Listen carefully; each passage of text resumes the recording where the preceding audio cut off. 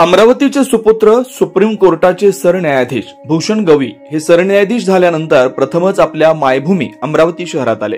त्यामुळे जिल्हा वकील संघाच्या वतीने भूषण गवई यांचा भव्य सत्कार करण्यात आला। तसेच वकिलांनी स्वतः रक्तदान करत भूषण गवई यांची रक्ततुला केली।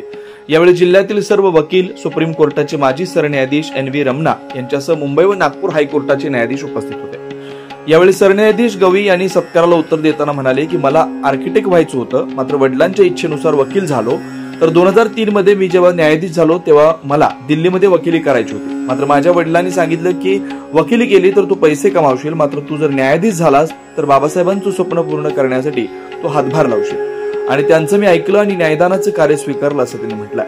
न्यायदानाचं कार्य करण्यासाठी समाजातील शेवटच्या घटकांना न्याय देण्याचं अभिवचन देऊन न्यायदानाच्या क्षेत्रात प्रवेश केलाय। विविध खटल्यात न्याय देताना सामाजिक भान जपलाय। न्यायाधीशांना न्याय देण्याचा अधिकार प्राप्त असताना ते आपलं कार्य आहे असं समजून कृती करणं अपेक्षित आहे। न्याय प्रक्रियेत न्यायदान हे सर्वात कठीण कार्य आहे, त्यामुळे न्यायदानाचं कार्य करणाऱ्या प्रत्येकानं आपल्या विवेक बुद्धीनं न्यायदानाचं कार्य करावं। न्यायदानाच्या प्रक्रियेत समाविष्ट असणाऱ्या प्रत्येकानं आपण संविधानाचे रक्षक आहोत ही बांधिलकी कायम राहावी यासाठी प्रयत्न करावे। येत्या काळात प्रत्येक नागरिकाला अभिमान वाटेल असं न्यायदानाचं कार्य करण्यात येणार असल्याचं त्यांनी यावेळी सांगितलं। आयुष्यात त्यांच्यासमोर मोठा होत असताना होत गेली। तर म्हणजे मी वकील झालो किंवा आज न्यायाधीश आहे, त्याच्यामुळे तो निर्णय होता, तो त्यांचा निर्णय होता। सुरुवातीला तर मी वकील बनू इच्छित नव्हतो।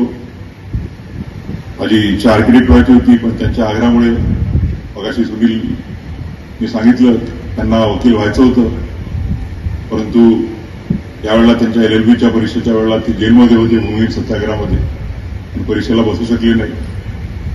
आणि त्यानंतर राजकारणात पूर्ण वेळ अखंड सेवा देत असल्यामुळे वकील होता आला नाही, आणि त्यामुळे त्यांची इच्छा होती की मी वकील व्हावं, आणि त्यांचा आदेश मी पूर्ण केला। त्याचप्रमाणे त्यावेळेला न्यायाधीश होण्याचा प्रश्न आला। जवळपास 2001 मध्ये मी कन्सल्ट केली होती। 2-1 वर्ष हो नाही झालं होतं। अशा वेळेला त्यावेळेला 2003च्या शेवटी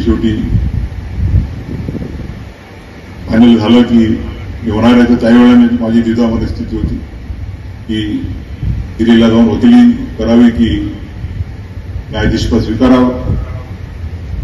आणि त्यांनी त्यावेळेला सांगितलं की तर तू वकील झाला, सुप्रीम कोर्टात गेला तर कोऱ्याने पैसे कमावशील, परंतु जर न्यायाधीश झाला तर बाबासाहेब आंबेडकरांचं जे सामाजिक आणि आर्थिक समतेचं स्वप्न होतं, त्या ते स्वप्न पूर्ण करण्याच्या दृष्टीनं तू एक योग्यतेनुसार आणि माझ्या सत्संग बुद्धीला जे मान्य होईल, भारतीय राज्यघटना, भारताच्या राज्यघटनेअंतर्गत केलेले कायदे यानुसार मी माझं कार्य करण्याचा प्रयत्न करेल। माझ्या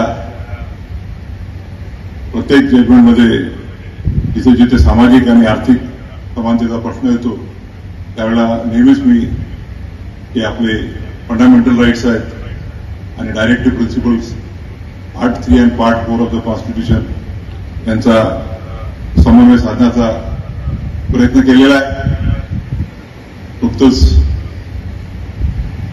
विदर्भातला नागपूर प्रदेशात तो झोपडी जंगलाचा एक मोठा गहन प्रश्न आहे। त्याबद्दल मागच्या महिन्यात माझं जजमेंट आलं, आणि काही वेळेला मी right to shelter, right to livelihood याचा आधार घेऊन ते लोक वर्षानुवर्षे घरात राहत आहेत, ते लोक वर्षानुवर्षे आपली शेतीवरती निर्वाह करत आहेत, त्यांच्या अधिकारावरती गदा आणता येणार नाही।